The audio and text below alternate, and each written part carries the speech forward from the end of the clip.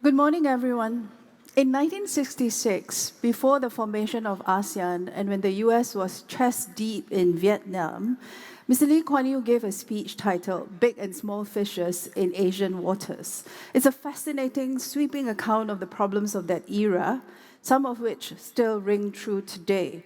I will share just one quote from Mr. Lee, and I quote, "From time immemorial, the small fish is caught between the medium and the big fish.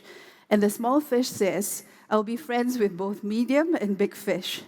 Singaporeans grow up with these constant reminders of how we need to be friends with everybody, that we are a small, vulnerable country. So the theme of this session will be familiar to most of you today.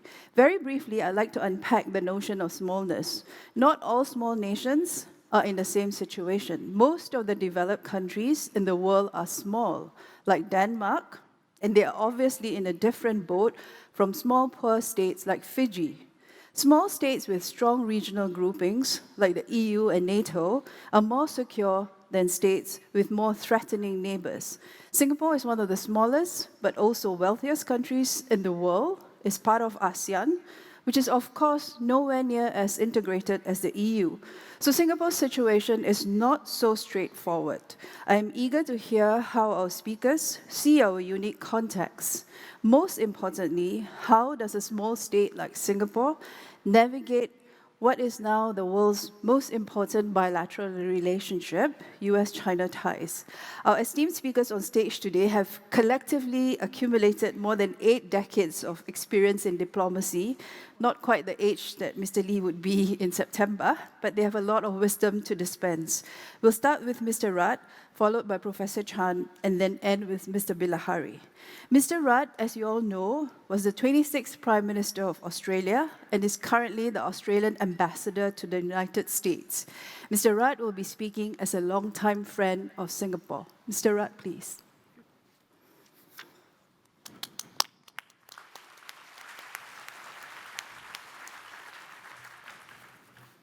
Well, good morning. It's great to be back. Great to be back in Singapore. I arrived last night. Good to see that the island republic is flourishing. I've been here so many times over the years that I feel it is also now a part of my home. I thank the conference organisers for their kind invitation to speak at this important commemoration and celebration of Lee Kuan Yew's life. It was my privilege to meet LKY on many occasions while I was still serving as Prime Minister of my own country.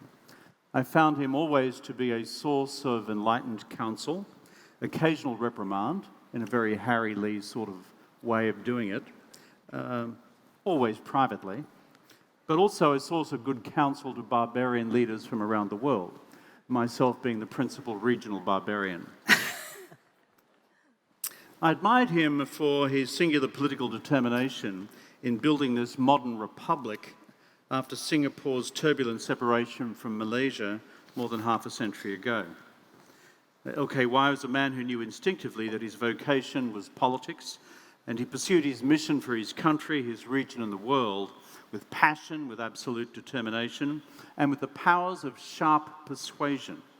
We should reflect on that, the powers of sharp persuasion. His vision was for a prosperous people, a secure region and a stable world, notwithstanding the geopolitical turbulence surrounding him. He sought to do so through a deeply realist lens, trained on the complex shoals he had to navigate, matched by a deeply pragmatic view of politics and public policy, yet still tempered by his own intellectual formation during Attlee's post-war government in the United Kingdom in the decade before Singapore's independence. And against all these measures, LKY's achievements were indeed remarkable. We miss his wisdom today as we seek to navigate a new set of geopolitical shoals. With the rise and continued rise of Xi Jinping's China, America's response to it, and the impact of this profound geopolitical competition, including the growing risk of crisis, conflict and war, on what we do in this region today. As part of these celebrations, I've been asked today how we in fact address the fate of small states, the future of small states given the turbulent geopolitical circumstances we find now? I'm happy, of course, to respond to this request. And I do so in my personal capacity as a former Prime Minister of Australia, a friend of this country and someone who cares deeply about the region. I don't therefore speak in an official capacity on behalf of the Australian government, let alone as its ambassador to the United States.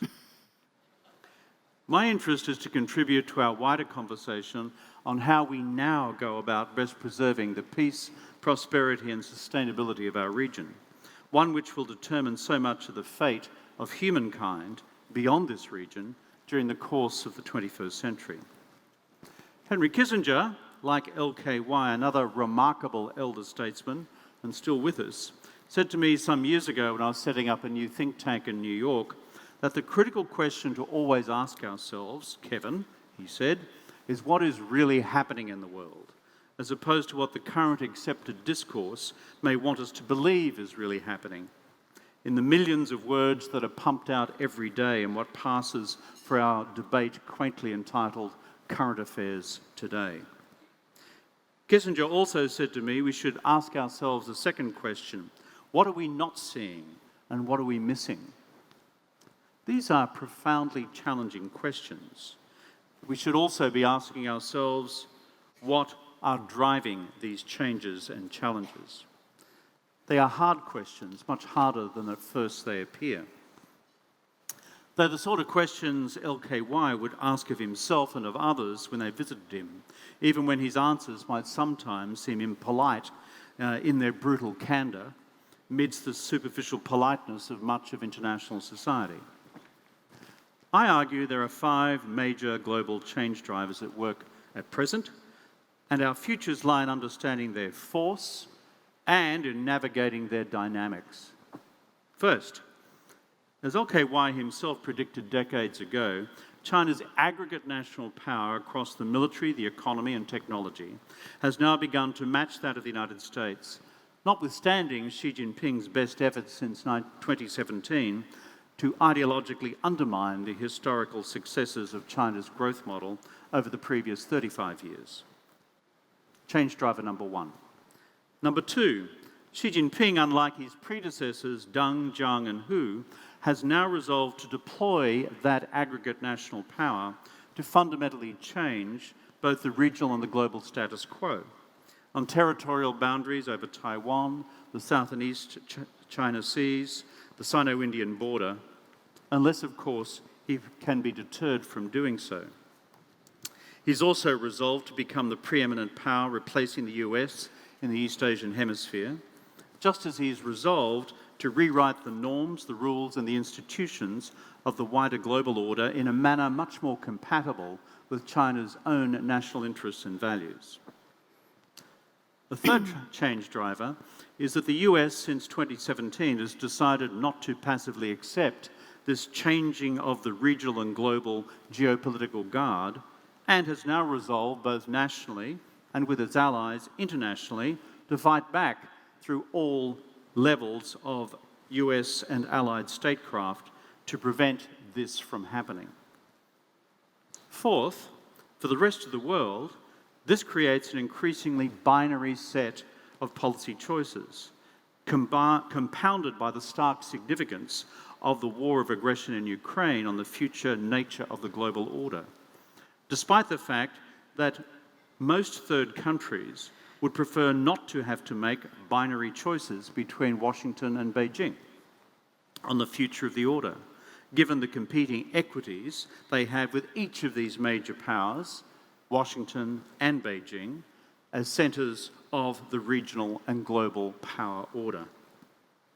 And finally, this geopolitical contest for regional and global dominance is intensifying at a time when new, grave global challenges are sweeping across the world with a sharpening intensity, led by an emerging global climate crisis, the ever-present risk of global pandemics, and the revolutionary impact of artificial intelligence on all past assumptions concerning human agency, economic competitiveness, and national security writ large.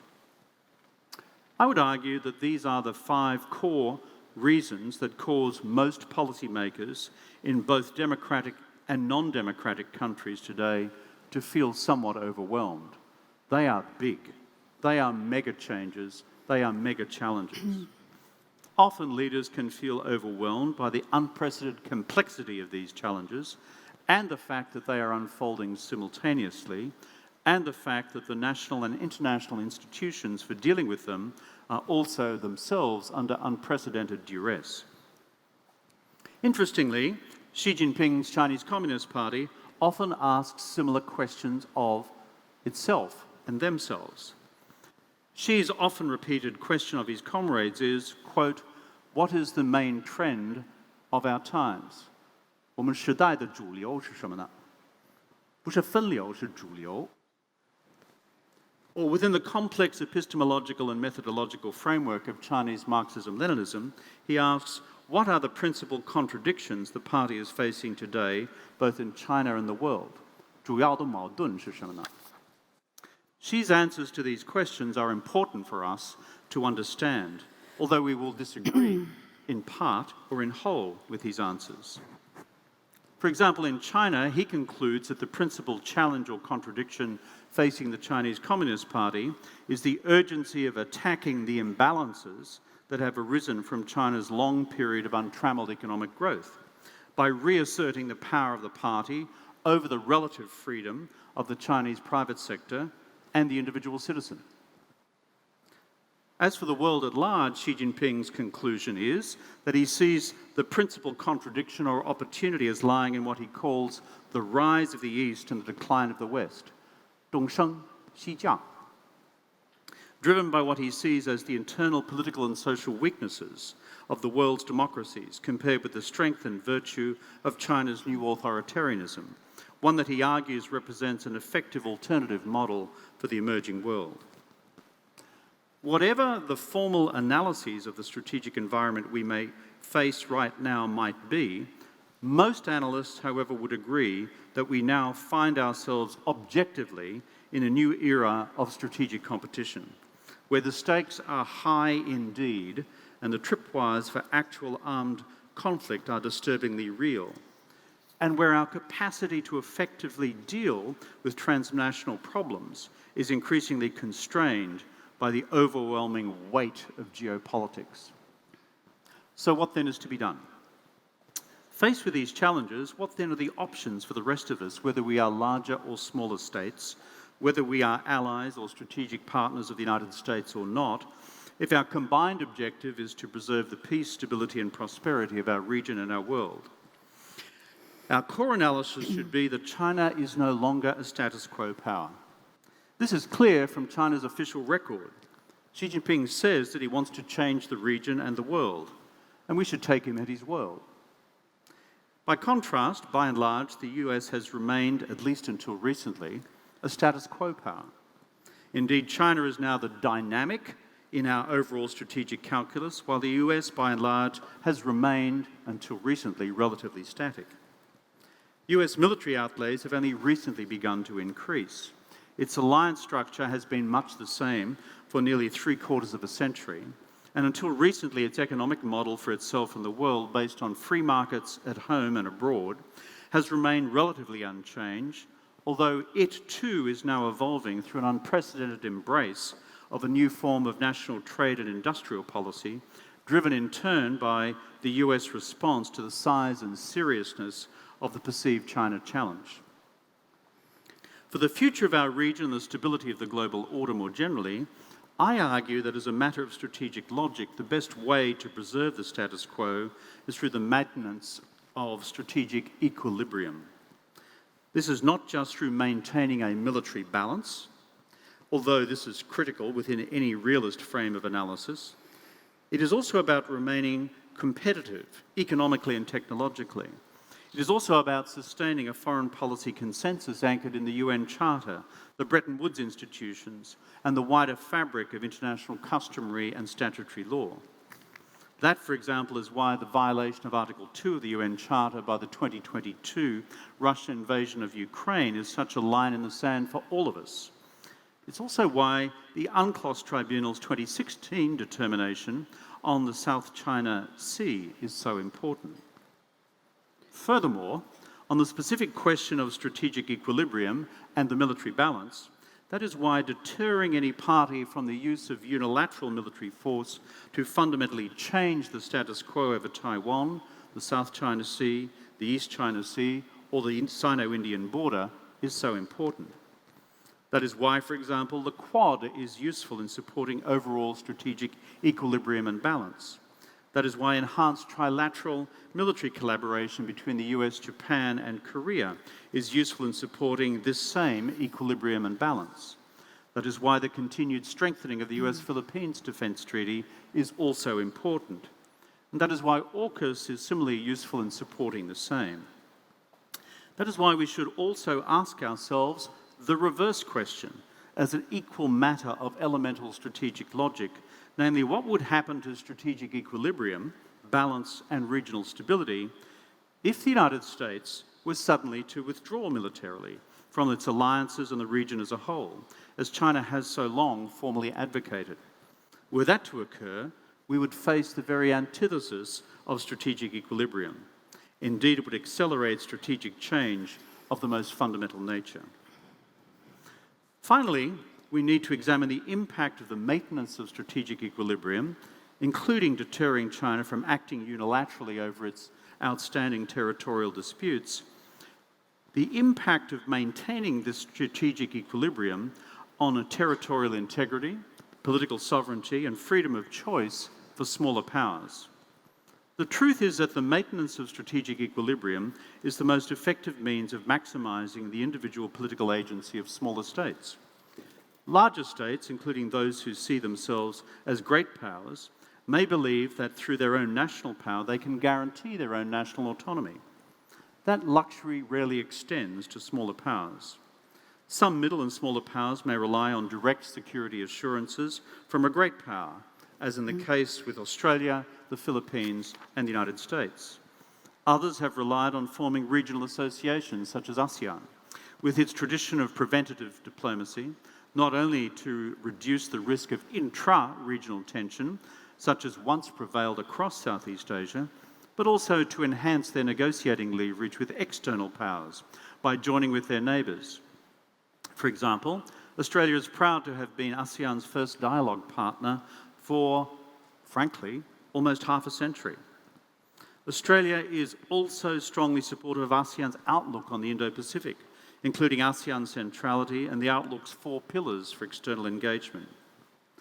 All regional states, however, also rely on the maintenance of a much broader strategic equilibrium across their wider security environment to provide them with maximum political sovereignty, freedom of policy manoeuvre, and the right to choose their national futures.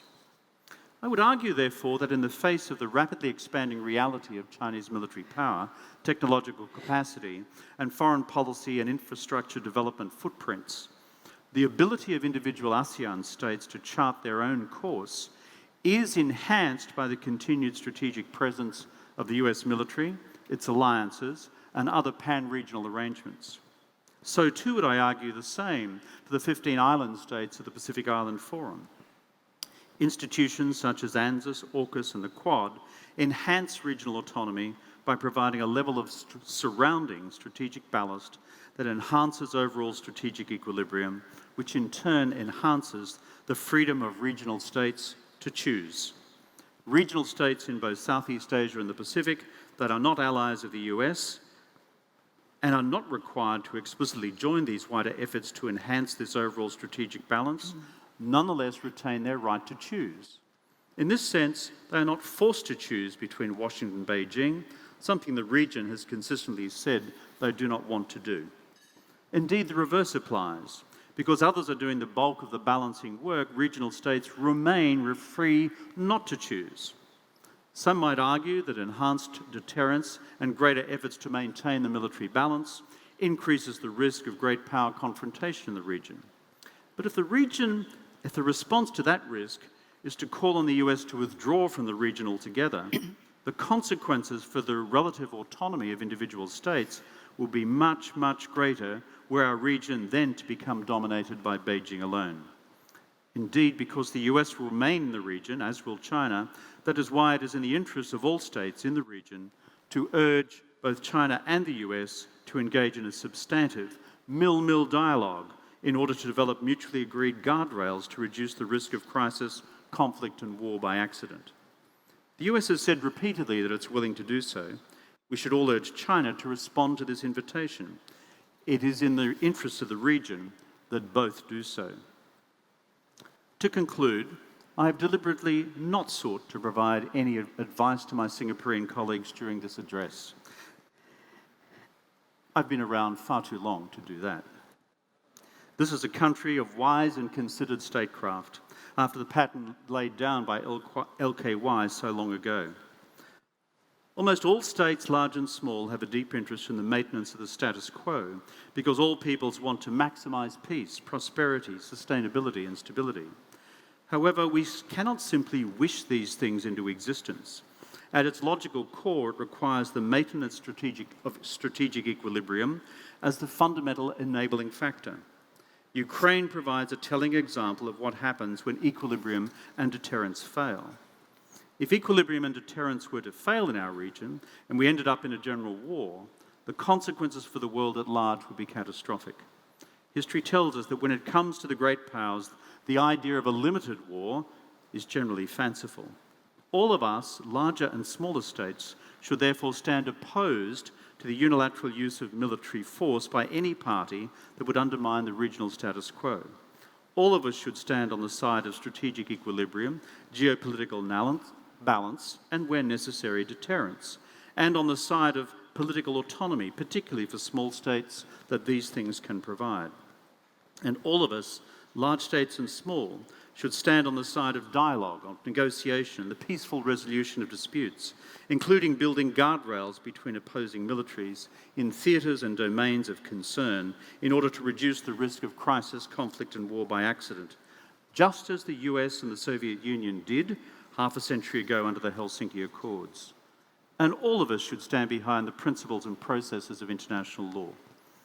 And, to conclude, we should stand behind the unity, resilience and centrality of regional institutions such as Asean, the Pacific Island Forum and the European Union, rather than allowing member states to be picked off one by those who are opposed to such regional institutions of resilience or who seek to weaken them. I look forward to working with our friends here in Singapore as we wrestle with these great challenges that we face as we seek our common future together. I thank you.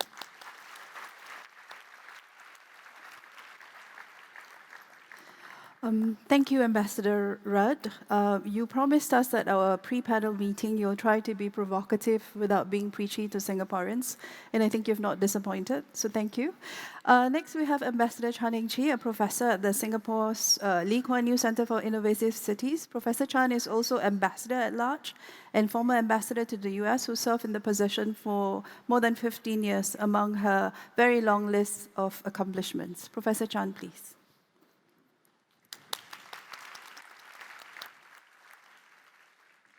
Thank you, Zuraidah. I should begin by saying happy birthday to Mr. Lee Kuan Yew. It has been 8 years since he passed away. He would have been deeply concerned by what is happening in the external environment, and he would not be amused by what is happening internally. But I believe this is not the moment when he would jump out of his grave, as he promised, if he saw Singapore going in a terribly wrong direction. Now, Singapore has done very well, and for the past 60 years after independence, we weathered the ups and downs, financial crises, recessions, and structural reforms. But the intense geopolitical rivalry between the United States and China, complicated by the Russian invasion of Ukraine, has converted our region, East Asia, unprecedentedly into a dangerous hotspot. Now, there's no doubt that our internal good governance and cohesion contributed hugely to our success. As Janada said this morning, we became independent at a time of American unwavering leadership in a bipolar world during the Cold War. Fortuitously, after our independence, the underlying conditions or trends were for the integration of economies and globalization. These trends favored small states, and Singapore made a living and prospered through globalization. And China's decision to adopt the market economy and engage with the world really created tremendous opportunities for many countries and enabled our region to grow. 60 years later, tectonic shifts are underway, and the world order that we are operating in is rapidly changing. We are familiar with the contours of the shifts. The principles of free trade, free flow of investments, and globalization have been widely discredited and resisted in the United States, home of capitalism and free market economy. The US morphed from a hegemon to a reluctant hegemon to a superpower in withdrawal, but has returned as a superpower in full force, actively seeking to counter rising China's challenge to its predominance. The structured stability of the old bipolar order has given way to a fragmented multipolarity. And since the Ukraine war, we have seen the United States and the European allies and the US treaty allies in Asia aligned on one side and Russia and China on the other. Now, some would simplistically think this is a return to the Cold War. It is not. And this time around, there's a large swath of countries remaining in the middle, the third space, not choosing a side, but practicing multi-alignment. And they will join the United States in some groupings or coalitions, depending on the issue, but also join China in their groupings and initiatives. For these countries, alignments are not exclusive. The United States is perplexed and adjusting to the emergence of this middle group, who choose to exercise their sovereignty, identity, and agency and pursue multi-alignments. They have seen this in India, Saudi Arabia, and the Gulf states. China will work with this multipolarity because this works in their favor. With multipolarity, China can more easily rise to be the peer pole of the United States and make its influence felt. Now, the Biden administration has doubled down and successfully strengthened America's alliances in Europe and Asia. It inspired and created a number of minilaterals, as well as deepened bilateral defense cooperation with the Philippines. In addition to setting up the Quad, the Indo-Pacific Strategy, AUKUS, NATO has included the Asia-Pacific Four, Australia, New Zealand, Japan, and Korea, in its meetings 2 years in a row. The NATO 2022 strategic concept asserted that Indo-Pacific developments in the region impact on Euro-Atlantic security. And Joseph Borrell, the EU High Representative on Foreign Policy, in a speech on a debate on China in the European Parliament in April this year said, and I quote, "Taiwan is clearly part of our geostrategic perimeter to guarantee peace." You can imagine eyes rolling in our part of the world. And the US, Japan, Australia, and the Philippines agreed to expand defense cooperation in the South China Sea after a quadrilateral meeting this year on the margins of the Shangri-La Dialogue. Kevin Rudd has just highlighted the importance of building strategic equilibrium or deterrence in the environment of geostrategic contests to help small and medium states find space to deal with the growing, overwhelming military capability of a large neighbor. Introducing strategic deterrence or equilibrium is important, but it should be calibrated. If strategic deterrence is absolute or near absolute, it could be seen as provocative, triggering countervailing alignments. It raises the temperature of the regional theater, and it remains to be seen whether such robust deterrence contributes to the peace and security of the region. Now, before we go further into the discussion, it is crucial for me to point out that countries in Southeast Asia do not see China in the same way the US does. All of us have problems with China, but we do not see China as an enemy or an adversary. And all ASEAN countries would agree that China has a right to grow. On some days, some of us would say China is a bully because their ships harass ASEAN fishermen in the South China Sea near the coastline of their countries. And there's also the Mekong Delta issue where China, in fact, secures the water sources so that lower riparian states find it less generous, which is why the US FNOPS has been welcomed in the region in recent years. ASEAN states may rebalance their relationship between the United States and China as new leaders take over. But even if they pivot to the United States, they would still want to maintain a good relationship with China. And I would say is vice versa as well. In this competition for strategic influence and power between the United States and China, we are only in the second round of a 13-round boxing match. There's no reason to stop at 13. It used to be 15 rounds for the fight of the century. In this case, it could be endless rounds.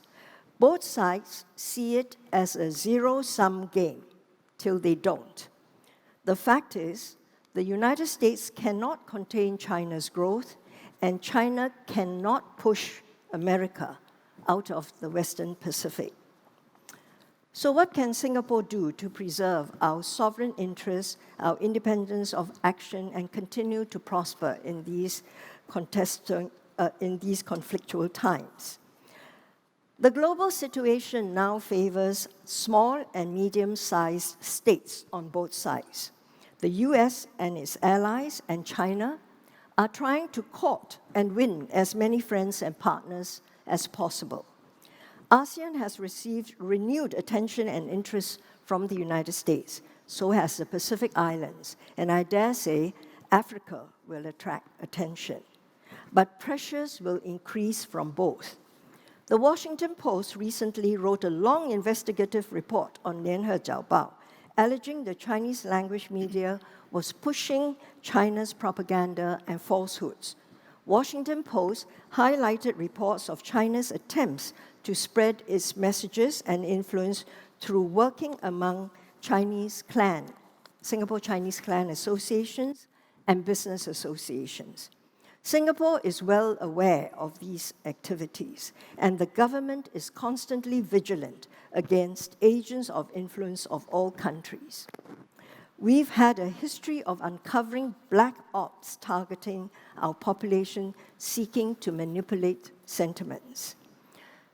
I always thought with media in Singapore, because of the language diversity of Singapore, the English language Straits Times would draw from English language sources, and the Chinese language Jiaobao would draw more from Chinese language sources. Now, this article, appearing in Washington Post, will most certainly be read by the administration, members of Congress, and their staff. There will be questions asked, and there will be pressure on Singapore. In fact, some American strategic thinkers are concerned that Southeast Asia does not appear to be very concerned about the spread of Chinese propaganda and influence, and are arguing for the United States to counter Chinese propaganda and activities in the region.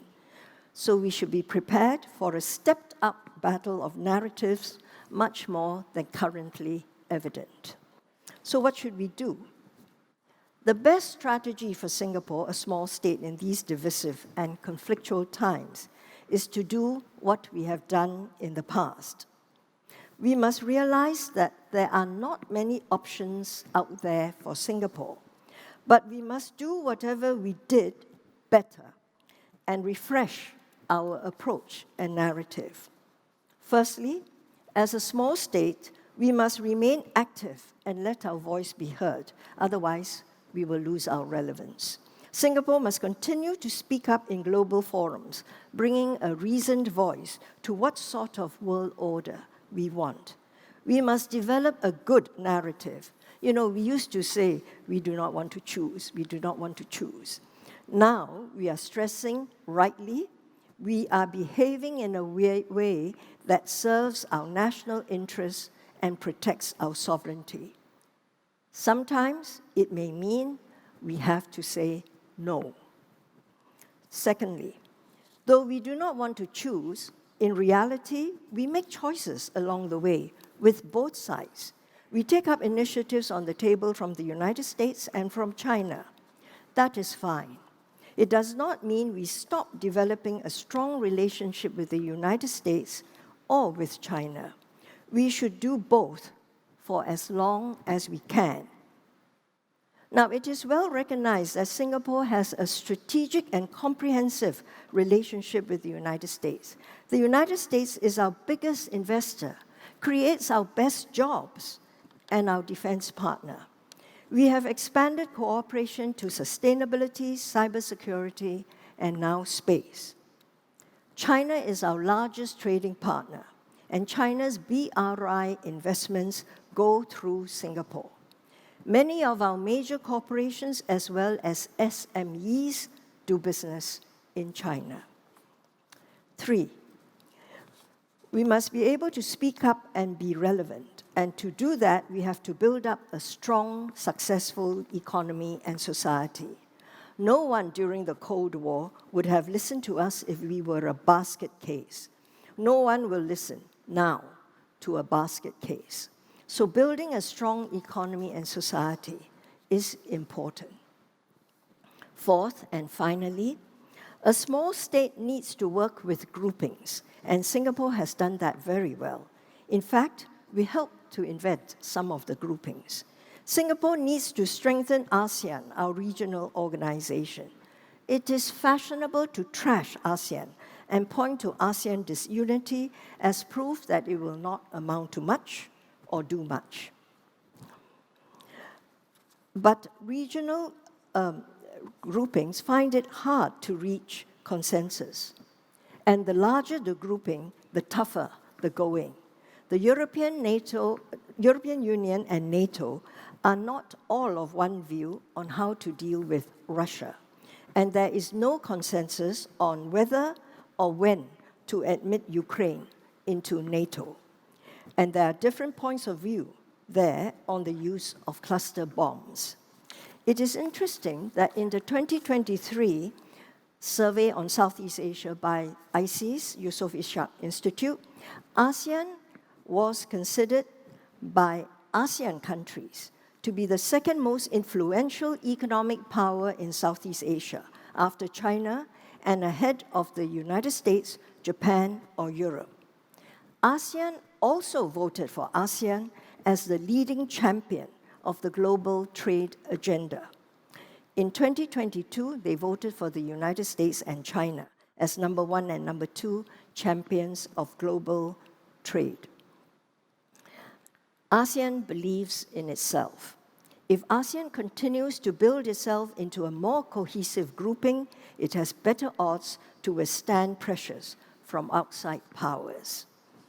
But ASEAN's contribution to regional and global peace and security lies in the ability of some ASEAN member states to create initiatives that are inclusive.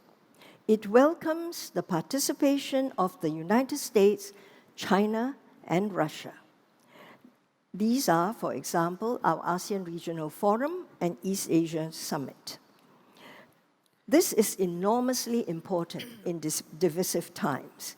The ASEAN outlook on the Indo-Pacific is inclusive.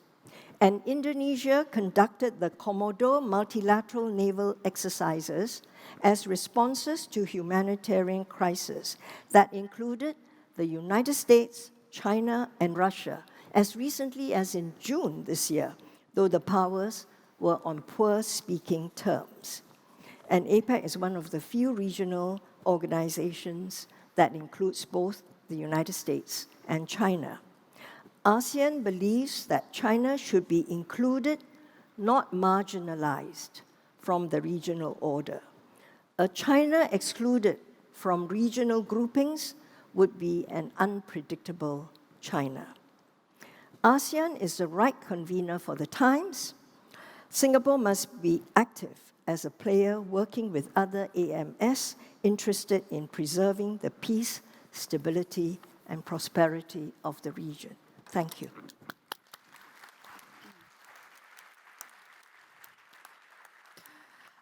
Thank you, Professor Chan, for that very insightful speech. I anticipate there'll be questions about that Washington Post article, but let's see. Finally, Mr. Bilahari Kausikan. He calls himself a retiree, but if so, he's a poster child for active aging. He is one of Singapore's most distinguished diplomats and is also chairman of the Middle East Institute. Mr. Bilahari, please.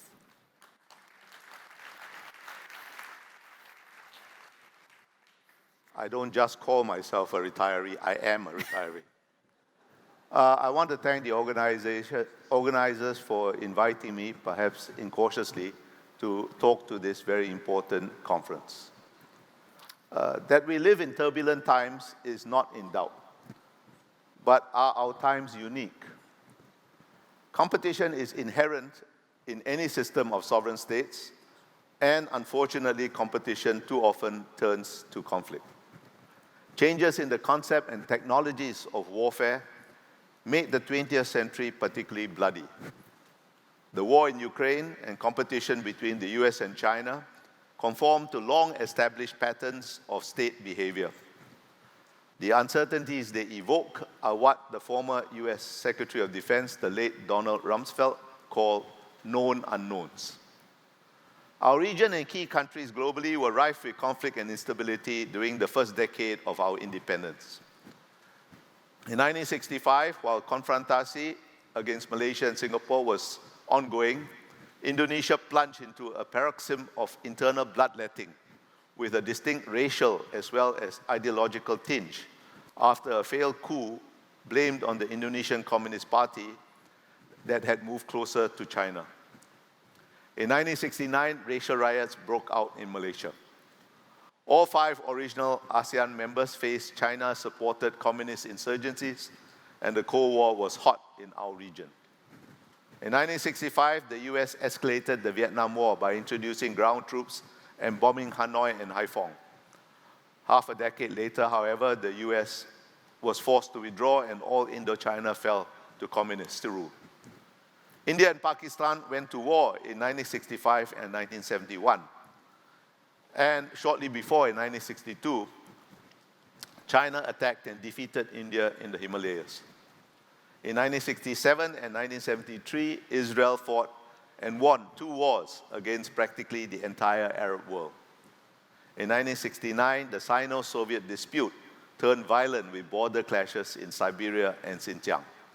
And China was engulfed by the revolutionary madness of the Cultural Revolution, and the US was rocked by deep and sometimes violent political, social, and cultural divisions over the Vietnam War and civil rights, and similar tensions of a lesser degree, though, roiled Japan and Europe. And over all this, and over numerous conflicts in the Third World, loomed US-Soviet rivalry, which only 2 years earlier in 1963 had brought the world to the brink of nuclear disaster during the Cuban Missile Crisis. Well, these were the unproprietary circumstances in which Singapore had independence thrust upon us. Nor was our internal situation favorable. Separation and confrontasi had cut us off from our traditional hinterlands. Unemployment was about 9%, and while our economy was in this precarious position, in 1968, the British announced it would withdraw, putting perhaps a fifth of our economy and thousands of jobs at risk. Yet we not only survived, but prospered. And as we face yet another iteration of recurrent cycles of great power competition, there are 3 key factors from our history that we should keep in mind. And these 3 key factors are, first, a sense of perspective; second, a belief in our agency; and thirdly, the primacy of politics. I'll deal with each in turn. First, perspective. It's crucial that we face uncertainties and turbulence with the psychological poise that comes from putting events in perspective, neither downplaying nor exaggerating their significance. Seeing them in context, we generally pay too much attention to events, not enough to processes. Seeing them in contexts and understanding and responding to events on their own terms, rather than projecting our hopes and fears onto them. I've already stressed that competition and conflict are inherent characteristics of international relations. And here I have to disagree with my friend Janadas a little bit when he said that the last 58 years were relatively benign ones for Singapore. It was only a historically short and exceptional period of about 20 years, from 1989, when the Berlin Wall came down, and to perhaps 2008, when the global financial crisis broke out, that harsh reality of great power competition and conflict was masked by the overwhelming dominance of US power. And even then, there were vicious genocidal conflicts in the former Yugoslavia and Rwanda, and the US invaded Iraq and Afghanistan. It's dangerous to confuse the exceptional with the norm.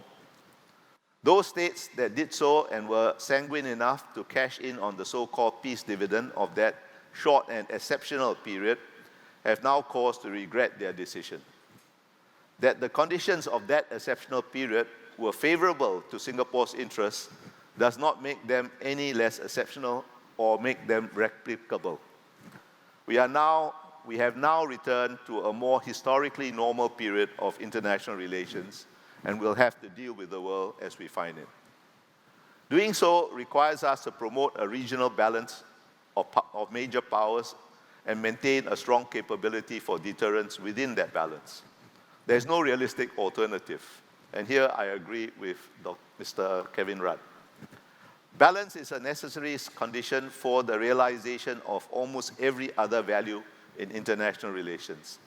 The effective functioning of international law, international organizational, regional organizations like Asean, regional integration, economic development, and many more, all require a stable balance of power. And the war in Ukraine has underscored what Singapore has always understood and has never been shy about articulating, and that is the irreplaceable role of the US in maintaining regional balances. Until relatively recently, other countries in Southeast Asia, and in particular our immediate neighbors, considered this a somewhat eccentric Singaporean attitude.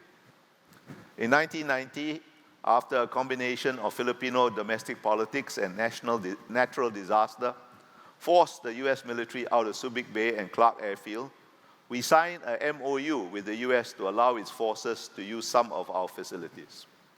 Our neighbors reacted hysterically and tried to pressure us to abandon our decision. But in 2019, when the MOU was renewed, and in 2005, when we concluded a strategic framework agreement with the US that significantly enhanced our defense cooperation, there was not even a whimper of protest. For a variety of mainly domestic political reasons, other Southeast Asian countries are constrained in what they are able to do with the US in defense, or at least in talking about what they do. I don't want to push the point too far, but in this respect, what Singapore does in keeping the US anchored in Southeast Asia is now considered something of a regional public good. Other Southeast Asian countries, or at least their militaries, are now doing what they can to enhance defense ties with the US and with Japan and Australia, the principal US regional allies. Vietnam has significantly improved defense relations with the US. And very significantly, this year, the Indonesian military sent troops to participate in the US-Australia Talisman Sabre exercise, in which Germany, the UK, and Canada, key NATO members, as well as Japan and South Korea, also participated. And earlier in the year, the Indonesian military held the largest ever Super Garuda Shield exercise with the US and other countries, including Singapore, Malaysia, Japan, South Korea, and Australia. And of course, the current Filipino administration has granted US forces access to important additional facilities in the Philippines. This shift is important because while the US role is irreplaceable, regardless of what happens during next year's American presidential elections, we are going to be dealing with a more transactional US that will demand more of allies, partners, and friends. Perhaps crudely as during the Trump administration, or perhaps more politely and consultatively in another Biden administration, but in either case as a matter of certainty. Post-Cold War America is not going to bear any burden or pay any price to uphold international order single-handedly. And it's pointless to expect the US to act in a way that it is no longer prepared to act, but absolutely crucial that Singapore and Southeast Asia, collectively through ASEAN or nationally, must decide how and how far we prepare to work with post-Cold War America to maintain balance in the region. Of course, we should do the same with China and all other countries. And the same holds true in the economic domain. It's utterly pointless to my mind to grumble about an America that no longer regards multilateral trade liberalization positively. The domestic politics of trade in the US has changed, and nagging the administration of the day is not going to make a difference. It's much more useful to see how bilateral economic ties with the US can be enhanced, because the US is still and will remain a vitally important bilateral economic partner for most countries, including Singapore, as Heng Chee has pointed out. Now, agency. As Jana Das mentioned, Singapore should not exist. 7 years after separation, in a book entitled Singapore in Southeast Asia, published in 1972, a British academic predicted, and I quote, "The future of the city-state of Singapore will be largely determined by events in the surrounding countryside of the Malay world, and the Republic can do little more than wait." And this academic concluded, and I quote again, "The lines of domestic conflict have already been drawn. Singapore's tragedy is not merely that insurrection will occur in the near future, but if and when it does occur, it will threaten the very survival of Singapore in Southeast Asia." Now, needless to say, none of this happened. Given the external and internal circumstances of our independence, that academic's assessment was not entirely unreasonable. Where he went spectacularly wrong was in his judgment that our fate would be determined by external circumstances, and that we, and I quote again, "can do little more than wait." That is to say, that we were without agency. All you see around you on this small island is the strongest possible proof that a small state in the most dire of circumstances is never entirely without agency. Never entirely without agency, provided, of course, we have the wit to recognize opportunities and the courage and skill to seize them. Thucydides' dictum, far more often quoted than understood, "The strong do what they can and the weak suffer what they must," is what I consider crude realism. And crude realism is often not very realistic. In fact, it is not so much realism as fatalism, a very different thing, and fatalism is fatal to small countries. It's particularly important when dealing with the current iteration of great power competition not to succumb to fatalism, which is the antithesis of agency. Both the US and China say they do not want to make third countries choose, but do in fact want third countries to choose. There are a psychological dimension of their competition, whether presented in terms of the universality of the Western variant of democracy and the Western interpretation of human rights, or in terms of the inevitability of China's rise and the imperative of all Chinese defined ethnically or culturally, not in terms of nationality, supporting President Xi Jinping's version of the China dream. The purpose of these narratives is to instill fatalism by forcing false choices upon us. Now, I doubt that Western ideas of universality appeal to more than a very small segment of Singaporeans. But 3/4 of Singapore's population is of Chinese ethnicity, and that poses a very different type of challenge. Most Singaporeans of all ethnicities are, I think, committed to the multiracialism that has been the foundation of Singapore since 1965. But the values of an only 58-year-old country are still malleable. And it's all too easy to confuse cultural sympathies with natural interests. as the Senior Minister of State for Foreign Affairs, Ms. Sim Ann, warned in an important speech in Parliament in April this year. Now, politics. In our first decade, 33 countries around the world gained independence, of which 19 had been under some form of British rule. Excluding oil-rich Gulf states and a couple of Caribbean countries, none of them can today be accurately described as successes except Singapore. The key factor was political leadership. Many of the former British possessions had highly educated and politically skilled leaders that successfully led their peoples to independence, often under very trying circumstances. But they mostly failed the harsher tests of governance. Not that Singapore's road to independence was strewn with roses. Modern Singapore emerged in the 1950s and 60s from the complex post-Second World War environment that saw decolonization enmeshed with Cold War rivalries in complicated processes in which the battle for merger and eventual separation were entangled in political fights against the Chinese Communist Party-supported United Front and Malay and Chinese chauvinists. Singapore's first-generation leaders were a rare combination of natural politicians and technocrats, not just able to win political fights, but to govern effectively. Their political victories were sometimes very close run, but the extent of their political successes led the second and third generation successors to privilege technocratic competence over politics through to the turn of this century. As in the 1950s and 1960s, the domestic political dimension of the strategic environment that we now face is again crucial. Strategic rivalry between the US and China confronts Singapore with fundamental, indeed existential, domestic political challenges of national identity, values, and social cohesion.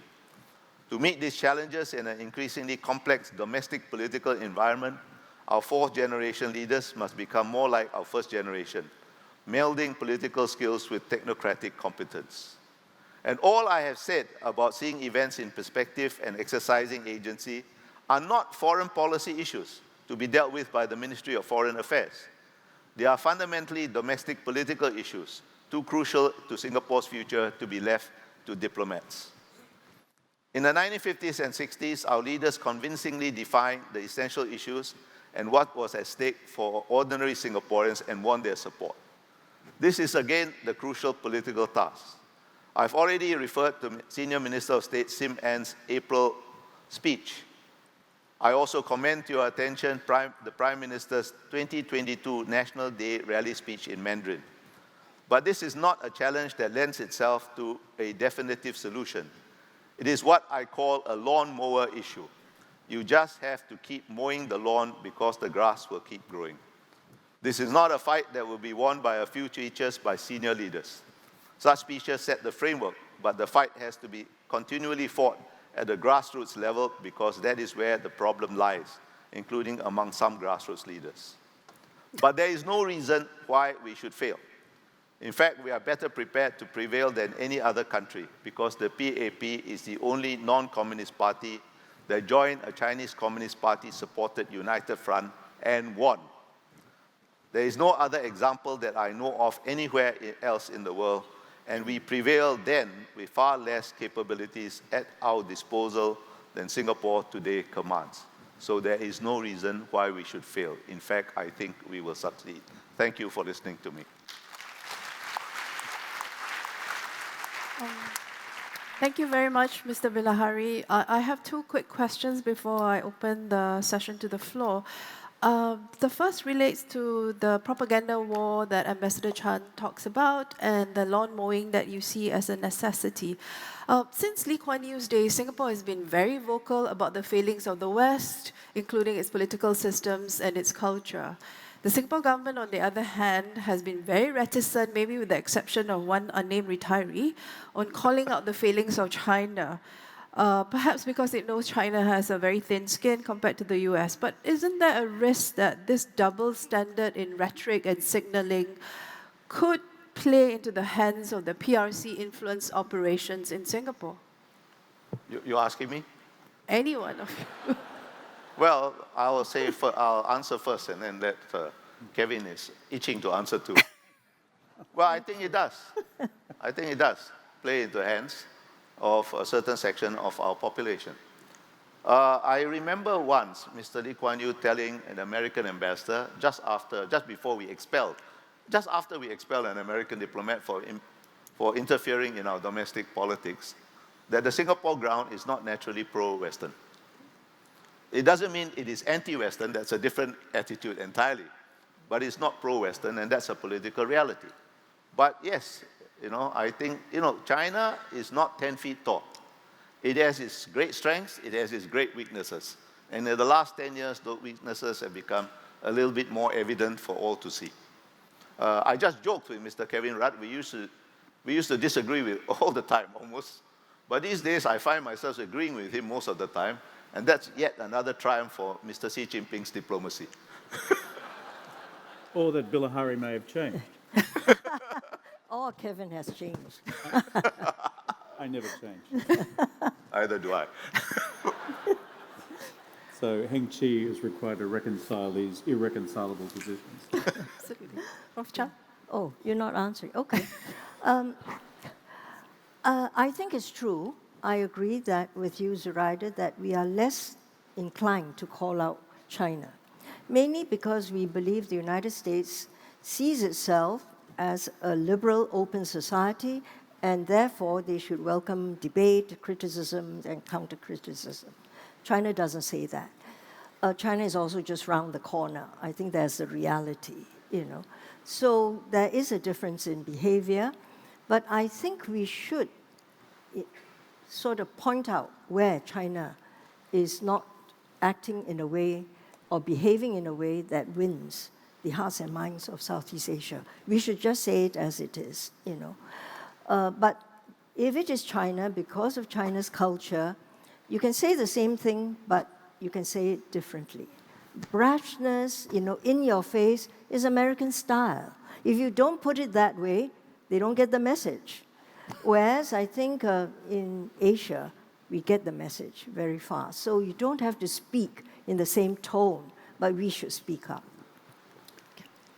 As the token Westerner on this panel, let me answer on behalf of 2,000 years of accumulated Western civilization and see how I go. I think the first thing is we overestimate the extent to which you can simply publicly attack the United States without any impact on your interests. I think that's an important principle. I agree. Yes. Because in my extensive diplomatic experience, which is now 4 months old, I've discovered that not hurting the feelings of 320 million Americans is almost as important as not hurting the feelings of 1.4 billion Chinese. That is, you just got to be careful, first point.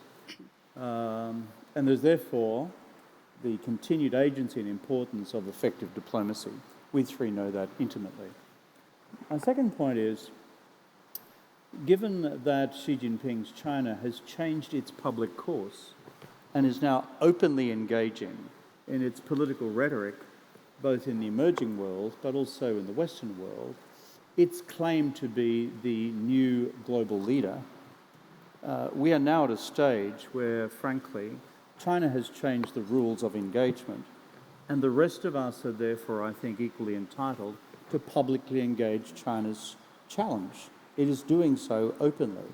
It challenges, for example, the whole notion of strategic equilibrium in US alliances. It challenges, for example, decisions of the international system when they go against China's interests. I referred before to the UNCLOS determination on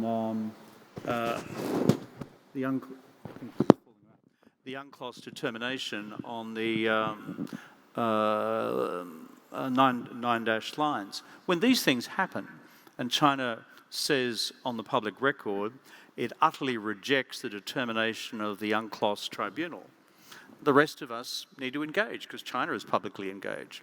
I think, therefore, it's important to be consistent, to be systematic, and when China has engaged robustly in international debate in pursuit of its own interests in a way which we do not agree, then we should equally respond.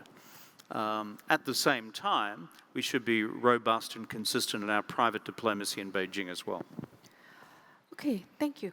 My second question has to do with the point that you just raised about China. I think all three of you have expressed to different degrees concerns about China's rise. And China, of course, feels extremely misunderstood. But I wonder, what is your interpretation of the Chinese position at its most reasonable?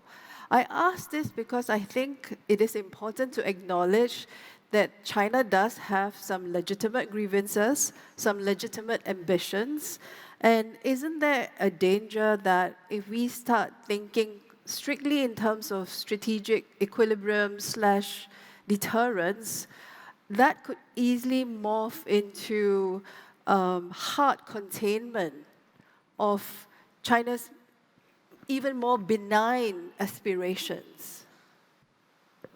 Well, my own view as a student of Chinese culture and civilization is that there is much fundamentally to admire about China's ancient and modern civilizational achievements. I mean, the fact that they have taken hundreds of millions of people out of poverty and created this enormous growth driver for the region and the world is an empirical fact. We shouldn't walk away from that. We should celebrate that with our Chinese friends. That's the first point.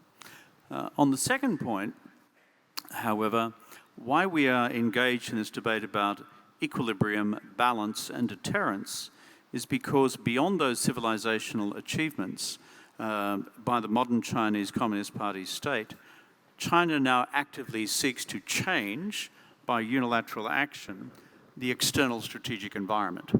It seeks to do so in relation to Taiwan, South China Sea, East China Sea, Sino-Indian border, and depending on the nature of the debate, cyber and space. So for those reasons, this is of a different character. It is of a different nature.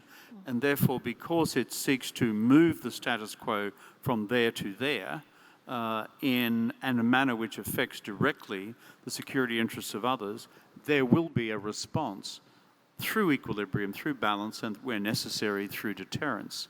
So I think it's important, and this is often missing from the American debate, to recognize China's extraordinary positive achievements for its own people, understand the enormous contribution it's therefore delivered to global economic growth, and at the same time recognizing that this decision, really since about 2013, to take this accumulated power now to deploy it, to fundamentally change the security status quo, that is what we are responding to.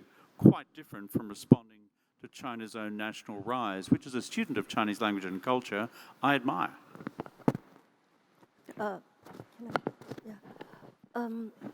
My sense is, and you sit in Hong Kong, Zuraidah, there will be a great deal of discussion about what are the legitimate interests and legitimate rights of any nation.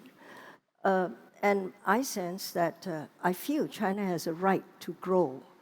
They are feeling that the United States feels that China's growth must be stopped. So that at one level, yes, China has legitimate rights, but some of its behavior goes beyond, legitimate claims.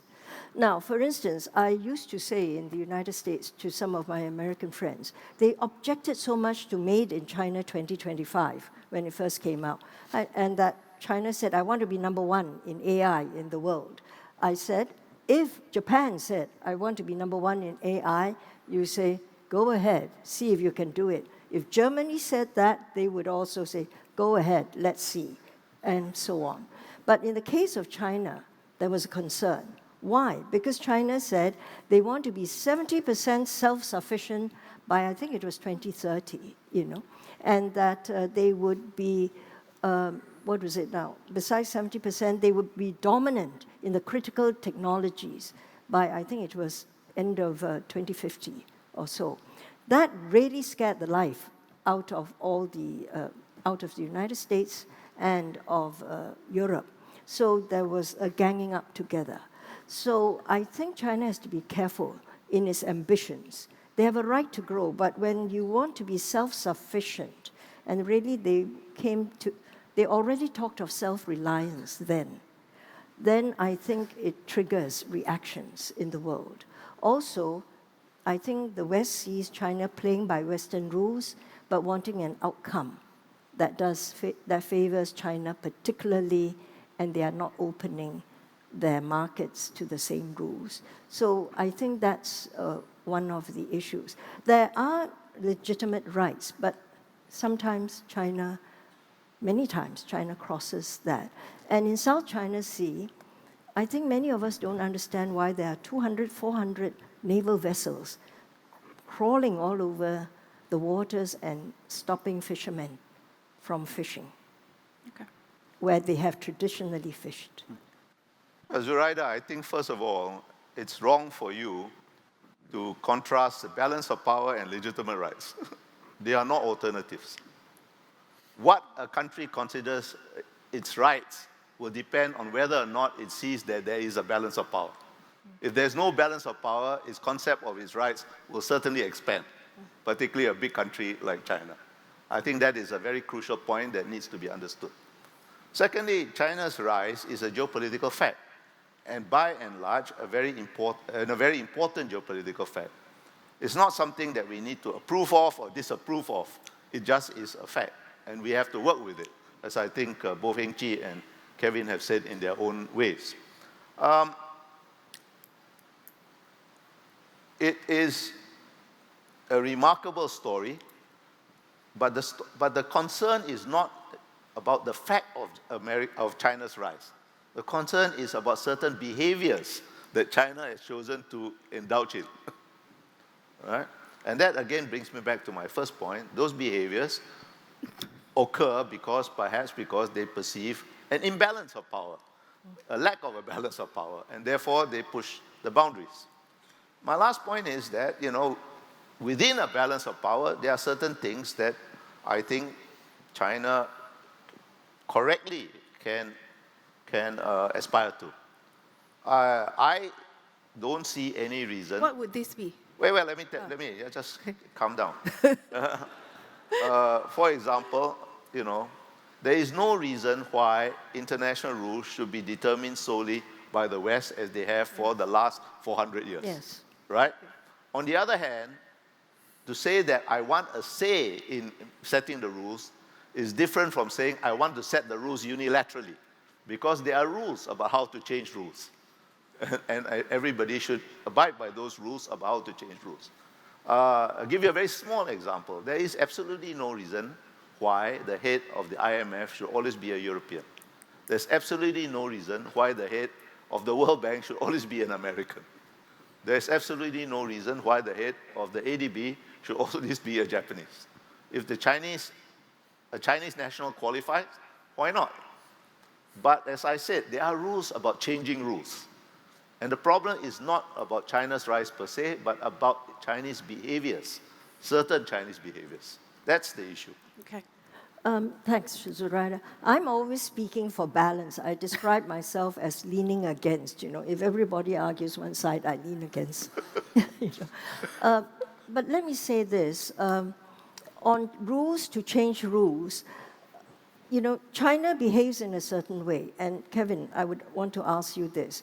You say China is seeking to unilaterally change the international rules. Do you see China, in fact, changing its behavior because the West, there's been a consolidation of the West and is pushing China? So what you see of China in 2023, 2022 is partly also hastened by Western behavior. So as a result, they have behaved in a certain way. Now, Bilahari, on changing the rules, I think China and the BRIC countries have been waiting for the West to change rules in IMF, World Bank, and so on, what you say. Nothing has happened. So they're fed up. So they're unilaterally trying to change rules too. That's why you have BRICS, AIIB, etc. Kevin. Okay.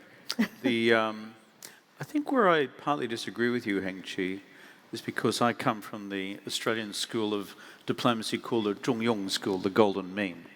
We're into balance within balance. And our predisposition when we look at the region is to actually understand the legitimate aspirations of all states, great and small. And Australians have by and large been very comfortable with China's rise through until the underlying change in Chinese strategic doctrine, which, as you know, happened in 2013-14 in the party's Central Work Conference on Foreign Affairs in November of that year. Out with the Deng Xiaoping doctrine, which they had embraced for, in Deng's terms, decades and decades, which was hide your strength, bide your time, never take the lead, 韬光养晦，绝不当头, and the new one, which was strive for achievement and change the status quo. This was a doctrinal shift. So when I say unilateral change, that's how it was interpreted internally as well. The second point I'd make is this. What I see in these outstanding territorial disputes, all four big ones, Sino-Indian border, South China Sea, Taiwan, East China Sea, is China's comprehensive lack of interest in any form of negotiation or mediation about them. Fundamentally, it's about the assertion of power. Take, for example, the grey zone activities currently in the South China Sea. You referred to hundreds of Chinese boats, customs boats, fisheries vessels, with Chinese PLA Navy vessels lurking just behind. These, therefore, do not reflect the norms that we've agreed to since 1945 about the peaceful resolution of territorial disputes. So when I say, have they been forced, when you ask, have they been forced to do this? No, other than they've encountered resistance by not just the United States, but by a whole bunch of regional states about the undesirability of any large power in the region being able to unilaterally set the new rules. It's parallel to Bilahari's point. Okay, thank you very much. I have a lot of issues to pick with some of the answers, but I shall resist the temptation and cede the ground to the floor. Please keep your questions brief because we have to have a hard stop at 12:40. Can I have the first question from... okay, that gentleman on the left. Please keep your question to just one and be very brief. Thank you. I have a question for Heng, Chee and Kausikan. Who are you? Can you identify yourself? Oh, sorry. You're not as famous as you think. I am Homer from Tan Ean Kiam Foundation. Okay. So now I have a question for Kausikan and Heng, Chee. Okay. This is regarding the growing tensions between the US and China. China has become more assertive as its economy has grown. It claims Taiwan and the South China Sea. I think of more concern to Singapore is the South China Sea. It claims all the waters within the famous 9-dash line. Now, if that is not challenged, it would be very serious for Singapore and all of ASEAN, you see. So can I have your question, What's please? your question?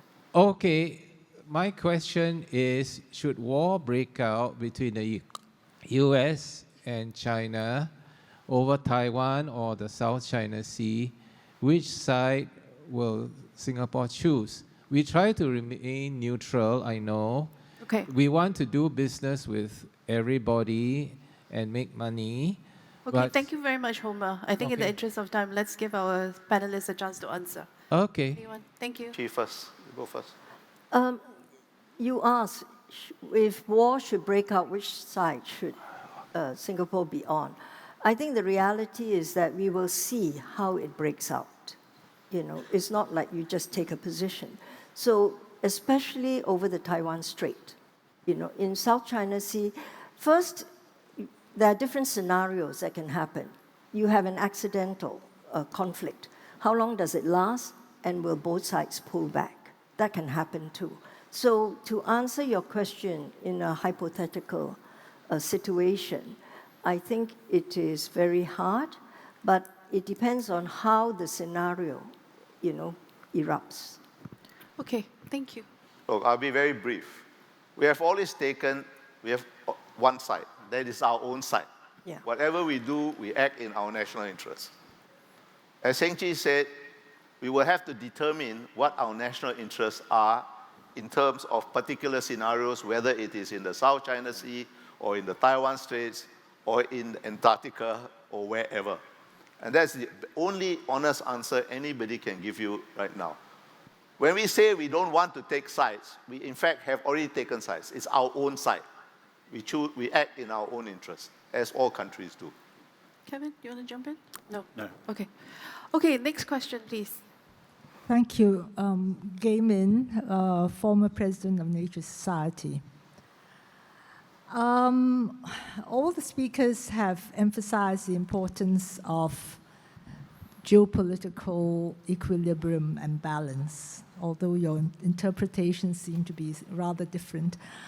I would like to ask, we know that there have been many disagreements between China, the US. I'm not an international expert, but one area which everyone seems to be in agreement on is the importance of cooperating in climate change. I'd like to ask the panel, is there an opportunity for better cooperation on environmental sustainability, especially in the South China Sea, and for Singapore to play a major role, perhaps, in promoting this cooperation? Heng Chee has mentioned the importance of inclusiveness and relevance for Singapore. Okay. Thank you very much, Gay Min. Heng Chee, do you want to take that, or Kevin? Kevin should take that first. Quick one. Just very briefly, yes, we have all mentioned strategic equilibrium because all three of us have been diplomatic practitioners over many decades. We understand the reality of when equilibrium exists and when it doesn't exist. And when it exists, states have greater autonomy, smaller states have greater autonomy, and when it doesn't exist, you have less autonomy. That's why we're big equilibrium fans up on this stage, and perhaps our definitions are not all that much different.